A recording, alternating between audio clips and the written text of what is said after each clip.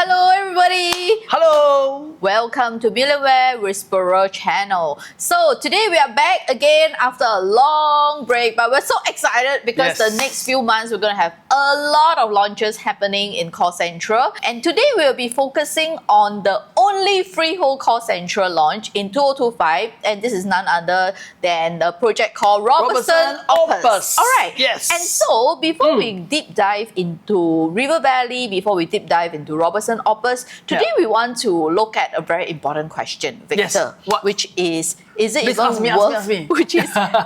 even worth investing or buying a Singapore property today? Because I'm sure many of the audience out there, they are very concerned that will the price drop, and like I wouldn't want to buy into something that is not profitable. Yeah, I believe that audience out there, you also have this concern, right? So what I want you guys to do now, right, is to indicate below in the comments box, share with me how much you think property prices will drop this year. Just comment, just feel free to write whatever you want to write. I won't laugh at you, okay guys? Yeah, just write.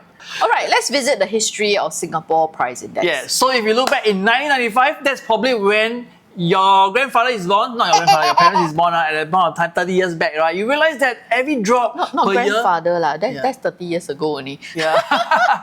You realize that the drop is probably only about 8% per year. But if you were to fast forward things a bit, you realize that the drop is probably only about a -1%, -2%. So dear audience, if you look back 3 decades ago, right, you realize that the prices, it drops by almost about 20%.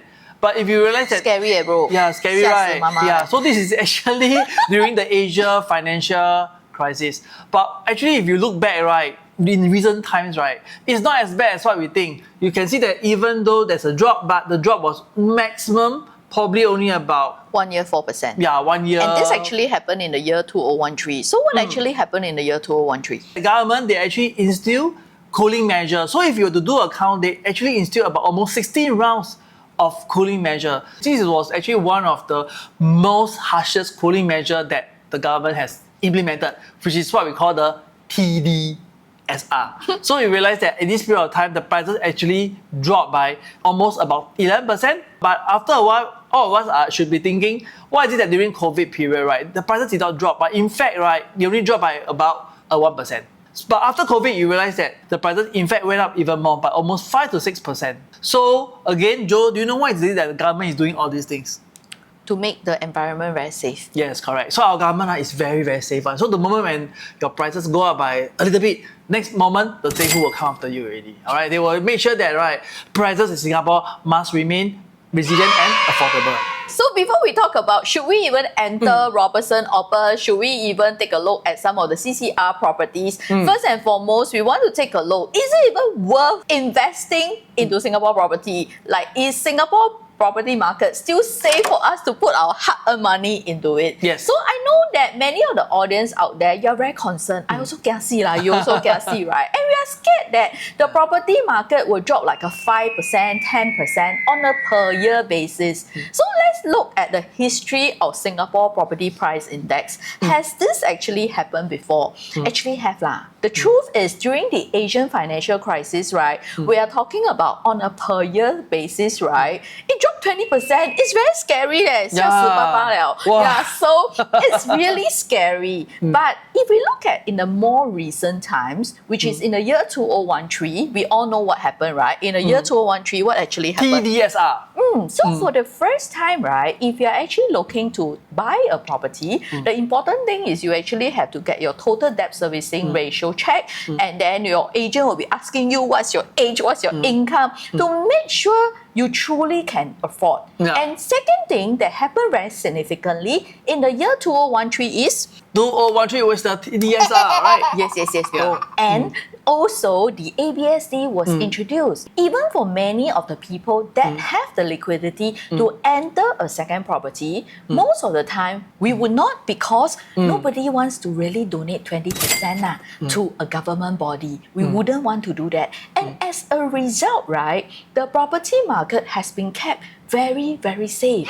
If you were to recall, right, even in the year 2020, during COVID, when we are all locked up at home, the property price only dropped 1%. Why is that so? Because all the speculators, right, have been almost eliminated after 2013 cooling measure. I remember that we were zooming so much at home, right, and speaking to potential buyers to consider enter the market. You know what is the scary thing? For people who choose not to enter the market, the property price actually rose 30% the next 3 years.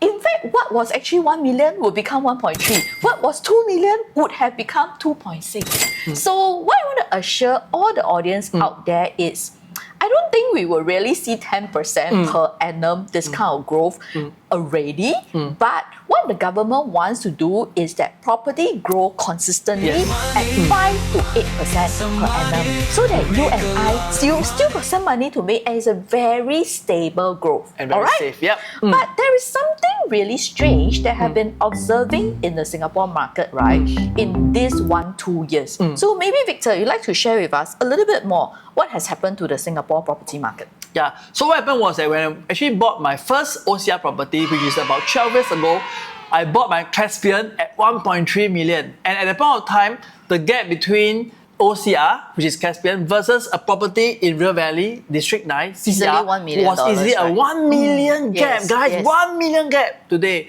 But if you fast forward everything, today if you look at a 3-bedroom in Lakeside, the latest government land sale, right? We're expecting a 3-bed to be probably 2.4 million. And if you look into the CCR 3-bedder, you can easily get something like 2.8 million. So guys, do you realize that how safe it is? Do you realize that the gap has become much and much more narrower? Yeah, so actually, in fact, to give a very concrete number to it, the gap has narrowed all the way from 30% between CCR and RCR to a mere 5% gap. So if today, if you're considering certain city fringe areas like Toa Payoh, Queenstown, if you just top up just a little bit more, 5% more, you can even be at the prestigious Core Central region. All right, so now let's just bring you through some of the prices that have happened. So to make it easier for the audience to understand, we're going to take a look at some of the OCR prices, which is of course in Victor's backyard in this Clementi area. Even today, if you look at Clementi, a 2-bedroom will have cost you about 2.2 million. And if you were to go into the out of Clementi area, which is the Jurong East has already hit almost up to 2.3 million for a 2-bedder. Wow.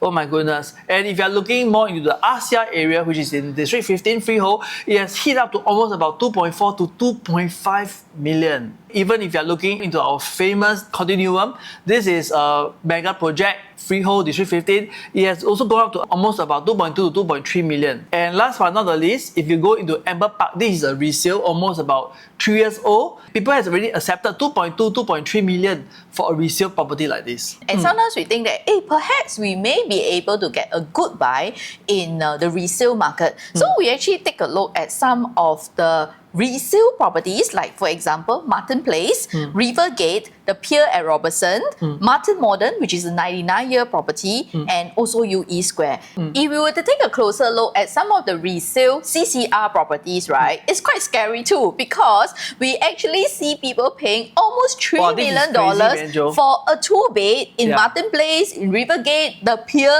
And even for a 99-year property, right, a 2-bed quantum is almost 2.5 mil today. Let's take a closer look, right, into some of the resale property to see, like, would it really be worth buying? Okay, so we took a deeper dive into this 2-bed in Martin Place residence.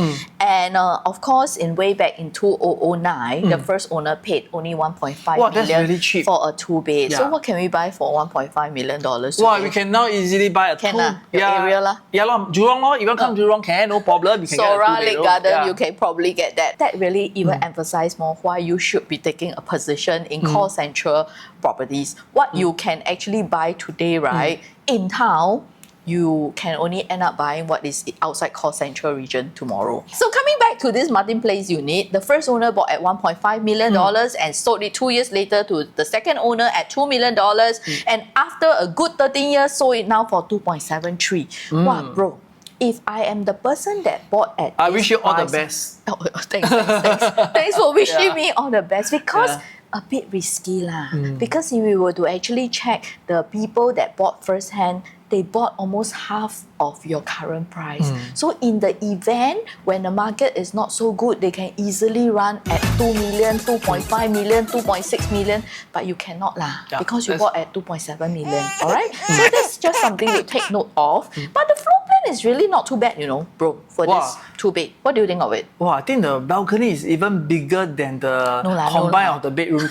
It's really big. But of course, we need to understand in the past, if you were to be taking a look at some of the 2-bed layout, right, you probably have to be paying for bay window, which these days you don't have to pay for all this wasted space. And let's take a deeper dive into a 2-bed in Rivergate. Wow, this is really awesome. Why is it that I want to talk about it? First owner bought in 2006 at 1.3 mil. Today, almost 20 years later, oh my goodness, this is what the new gen calls sick. Wow, because this a is 2-bed, they are making almost $2 million. Have you heard of this before? Never in the history of real estate. Bro, so I think it's time that you buy a property for your 3 children each. I think it's worth the money. I think next time they won't be able to afford already. Yeah. Yes, and let's take a look at the pier. This is really interesting. I want to talk about it because same thing, the last owner actually bought at $3 million. So this property has actually changed hands 5 times. First owner bought it at $1 million in the year 2003, sold it a few years later at $2.3 million. Wow. And after that, what happened? Wow, after that they sell at a loss. So Joe, do you want to be the first mover or do you want to buy from the first owner? Which one is safer? I'm gassy one, okay? Usually I want to keep my risk low, so I prefer to enter properties where I enter almost the same price as everybody else. So this is actually a very good example to show to the audience out there that can one consider resale? I think it is possible if you really need the place right now. Maybe you really want a slightly bigger space, but you need to know you are likely signing up for risk because you likely have to be paying twice of the first owner pricing, which the first owner has all the buffer to be selling at the various exit point, but you can't, because you enter much higher. Let's take a look at Aspen Heights, which is also a pretty old property in the River Valley Belt. But when I saw the 1-bed pricing, I almost burst out laughing. Wow, it's almost close to 2 million. Oh my God, Joe, 1 bedroom for 2 million. Yep. So what do we need to understand about entering into the resale market, right? A lot of times we may think that, hey, the PSF perhaps is lower and perhaps it's more worth buying a resale property. What's your take on that? Some people, they prefer to go for resale, but again, today we have to be very careful in the price that we enter at. The thing is that if we enter high, no one can actually tell you how much you can exit.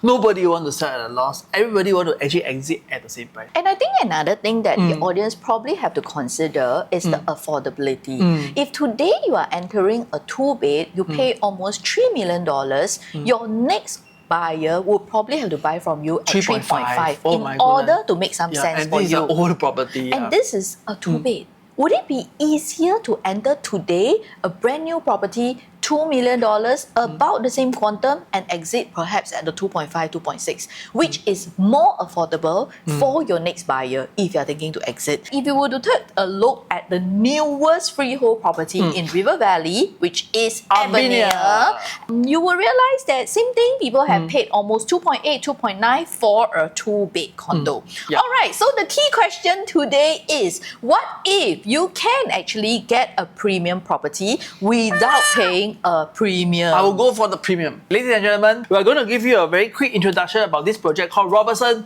Opus. Actually, I'm very perplexed with what's the inspiration behind this name Opus? It's a combination of the Latin word magnum and opus.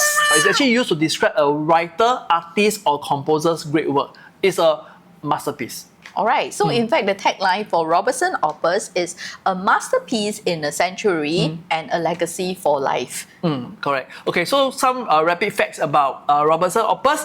Okay, is consists of 348 units and a total of 26 units of shops as well. So in this development, you have a mixture of the suites, 1 bedroom, 2 bedroom, 3 bedroom, and 4 bedroom. Expected TOB will be in 2023. 30 second quarter. Alright, so today we will be focusing more on just the 2-bedroom and 3-bedroom. If you are interested in the 4-bedroom, feel free to contact us as the contact above, and we will be glad to give you a free analysis more about the bigger 4-bed and also the 1-bed as well. So let's take a look at this location. The location is fantastic. Yes. You get to enjoy all the eateries around, and personally, I really love this Robertson Quay area. Today we'll be talking more about the two most preferred layout in Robertson Opus. Okay, the 2-bedroom size is 721 square feet. So if you were to walk in straight away, you don't get an open kitchen. But what I like most about this is that you get a nice enclosable kitchen. And if you walk in a little bit, you still have a space for your dining. Over here, for the 2 bedrooms, they can actually fit in comfortably a queen size or even a king size bed. So I think this kind of layout, I should say that is very efficient, okay, compared to all the other older resale condos. I think there's really nothing much to really complain about this layout. You actually have window at the bathroom, window at your master bath, you have window even at the kitchen. It's almost one of the more perfect layout one can find in today's market. Taking a look at the other 2-bed plus study, which is the B7 layout, almost similar to what we have, the 2-bed, 2-bath earlier. Only difference is over here, your kitchen, you do not have a window, but not a very big deal breaker. Alright, tell us a little bit more about this C3 layout. Wow, the rooms are all comes with very good size, but what I like most is the flexi room, because for this flexi room, you can double up as a helper's room, or you can even use it and convert it to a study room or a recreation room yourself. Actually, this layout is quite good because if you actually have a helper, the flexi room will likely be your helper's area, and this helper has a proper room in with window. And we're going to take a look at the next layout, which is also one of my favorite. This is actually the C3S layout. The only difference with what we have earlier is there is a flexibility to remove the wall between your flexi room and the dining area, making it a bigger dining space. So if you're actually somebody that like to host a lot and you actually want to have a 6-seater or even up to an 8-seater, this layout will allow you to do so. Alright? Very usable. But there are some layout I don't quite like, and I would like to share with you my views about this. This is actually the C6 layout. Yeah, correct. Tell me a bit more. What's the inspiration behind this? Okay, Joe, I feel that for this layout, right, it looks a bit like a dual key kind of almost. Yeah. So I feel that this kind of layout, right, generally, right, it will not be so suitable, right, for family stay. But if you're looking maybe more into partitioning out a bedroom just for rental, I think it's feasible lah. Because I really don't like the open concept kitchen. Although this kitchen comes with it a window as well, but really not my most preferred. Alright? Yeah. There is another 3-bed premium layout. I personally do not like this 3-bedroom layout as well. For the slightly bigger families, they will likely go for this premium layout because there is a bomb shelter on top of the flex. So for people that actually have a helper and you still need a storeroom, this will be likely one of the more feasible layout. So what is it that I do not like about it is, if I actually have a helper, it leaves me a little no choice but to put the helper in the bomb shelter. Wow, this is something that I think is not so ideal, right, Joe? This is number one. If not, my option 2 is that my helper will actually be in the room just next to me at the master. I prefer the helper's room is not so near to the master room. This is my personal. With this Robertson Opus, right? So what do we really want to share with the audience is this. What can we actually explore doing? So maybe today you are already a property owner, perhaps in the city fringe area. It's either you're very happy staying there or you're very happy being a landlord collecting rental, and you'll be thinking, no, I just want to continue to do this. I don't want to get into another property already. So what do you have to share up with the audience? Maybe you can consider going for a property swap. So I think today probably your rental for a 2-bedroom, maybe it's about 4,000. So you can probably go for something that is maybe more into the hall central area, giving you a higher rental. So I think in that case, right, actually don't you think that the property is actually working harder for you in that case? Yes. I wouldn't mind using the same amount of money without touching my savings, right, to earn higher rental. And what is undisputable, right, is definitely rental in call central is definitely higher than city fringe or even the OCR. That could be one thing you can consider doing. And the second thing you can consider doing is if today you hold a city fringe 99-year leasehold property or you hold a OCR leasehold property, perhaps it may be time to consider swapping to a freehold property without paying a premium. Yeah, I do agree with you because some 99 years property, they are really old in the sense that they have probably passed the 30 years mark. So at that point of time, probably the lease is a bit, the growth is not there, it's not growing anymore. So I think a good strategy would be always to swap into something brand new, something that is freehold, because ultimately if it's freehold means you. So Victor, is it really true that we do not have to pay a premium for a premium freehold property in this area?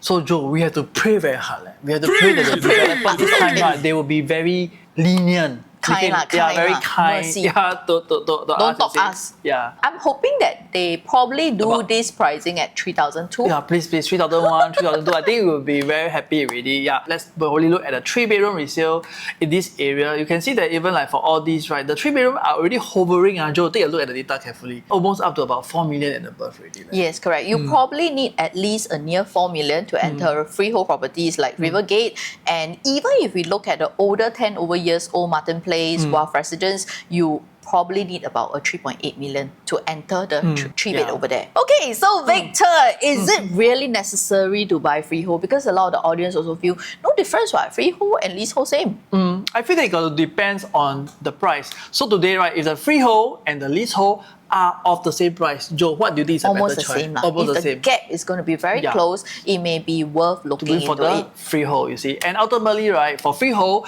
it's like wine. The longer you keep, the better it will taste. And I think today, if we look across the different prime districts of Singapore, you find that, right, freehold only happens when it goes through an en bloc. Which is really very difficult to go through a successful en bloc. In fact, if you take a look at some of the core central region en bloc numbers, right?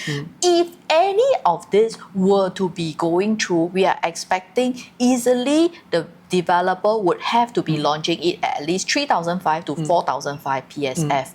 But a lot of the owners, of course, are not letting go of the freehold property. That's why today, Robertson Opus is the only freehold CCR launch in 2025. All right? So, will it really make sense to even take a position, right, in core central? Like today, if you look at Bayshore, they're almost hitting about 3,000. So today, if we get a freehold right smack in the heart of the city at the same price, which one you think is a better, safer bet? I love my core central. Of course, me too. Because if the price is the same, I'd rather go for the... So you're shifting to Robertson? Yes, I'm working hard. I'm building up my capital right now. And if your wife allows to, right? Hopefully, I think she is. Yeah. Okay, one last topic we want to take a look today is that property fundamentals. So what is called property fundamentals, number one? We always look at the unit type. So if a property has too many 1 and 2 bedrooms, like Joe, tell me who will actually buy? Singles? Investor? Yeah. So do you think an investor will pay high or will they pay as low as possible for a property? Likely low. So if everybody starts to pay low, Joe, what will eventually be the overall pricing of this project? Will it go up or will it go down? Low. Yeah, so that's why, all right, we have to always go back at the fundamentals. The second thing, right, today if you look at Viva, say, right, how many units are there? 80 over units. Yeah, and for such a project, right, all right, the thing is that when you have 2 little units, right, okay, you find that, right, it's very hard for the price to go up. You always have to look back at the unit type, you always have to look back at the number of units in the development, which will determine your overall capital growth. Yes, truly. So actually one of the key thing about property fundamentals when we analyze a property is to actually look at if this product is what we call a consumption product. We're not talking about you literally consume your property, but as in, is this property suitable for stay? If one has to be staying in it. So, if today you're going to be staying in a condo, you will want a condo with good facilities so that you and your family can enjoy it. So when the land size is really a bit small, it's a bit sad now. If you go to the swimming pool, a person like him probably he do 3 strokes and then he's at the end of the swimming pool. So if we were to really take a deep dive right into this Vivace, and yes, it's very sad and it's unfortunate that some of them actually lost money and some of them spent a good 10 to 15 years of their good youth likely, and the property literally didn't grow, and that is because the 4 fundamentals, which is number 1, this product is designed more for investor. Number 2, the land size is really a little small, and the unit mix which is mainly made up of 1 to 2 bed, it appeal more to investor. And more importantly, right, if we were to take a look at the price gap at that point of time, which we have touched earlier on in this video, is almost easily 30%. Compared to now, the price gap is a mere 5%.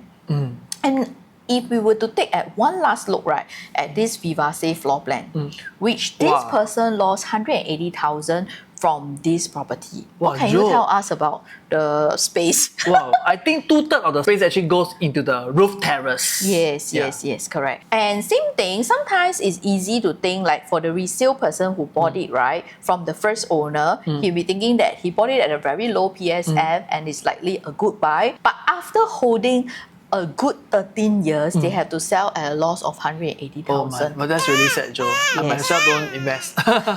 So in conclusion, if today we were to take a look at the property fundamentals for Robertson Opus, I think a lot of the fundamentals have been met. Number one, in this project, you actually have 1 bed all the way to 4 bed. So whoever that is thinking of really having a 2 bed or 3 bed to stay over here is something really very feasible. The layout, if you choose the correct floor plan, some of them are really good. The land size, in fact, is one of the biggest in this area.